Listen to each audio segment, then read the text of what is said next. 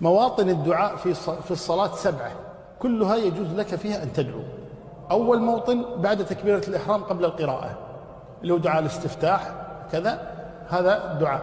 الموطن الثاني أثناء قراءة الفاتحة والسور القرآن وهو يقرأ الإنسان، لا مانع أن يدعو إذا مر بآية رحمة أو آية عذاب أو غير ذلك، يدعو الله تبارك وتعالى أثناء القراءة. الموضع الثالث في الركوع، وإن كان الركوع قال عنه النبي صلى الله عليه وسلم: أما السجود فأكثروا فيه من الدعاء وأما الركوع فعظموا فيه الرب، إلا إنه جاء في الركوع قول النبي صلى الله عليه وسلم: سبحانك اللهم ربنا وبحمدك اللهم اغفر لي. في الركوع قاله النبي صلى الله عليه وسلم. الرابع بعد الرفع من الركوع. الموضع الخامس في السجود، الإنسان يدعو الله تبارك وتعالى وهذا أقرب ما يكون للإجابة. الموضع السادس بين السجدتين. الموضع السابع بعد التشهد قبل السلام.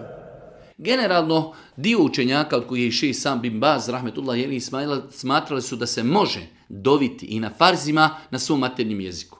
Ja lično sam uvjerenja da je bolje to izbjegavati kad su u pitanju farzi. Jer farz generalno ima dodatnu, hajde kažemo, svetost, tako da ako čovjek već hoće doviti na maternjem jeziku, neka to radi na filama. Ali, ako je neko već radio to iz neznanja, a iz razloga što neki učenjaci to dozvolili, njegov namaz je ako Bog da ispravan, validan i ne treba se opterećavati, već treba gledati za budućnost. Ja lično ne preporučujem da se na maternjem jeziku dovi u farzima. Za razliku od nafile, nafila je generalno prostor gdje ima više tolerancije, nafilu je dozvoljeno klanjati sjedeći, bez ikakvog razloga. Nafila na putu se može klanjati na jahalici, ne moramo se okrenuti prema kibli i tako dalje. Tako da sve su to pokazatelji da je pitanje nafile mnogo tolerantnije nego pitanje farza, samim time i smatram da je bolje da se dova na maternjem jeziku uči samo u nafili, nikako u farzima.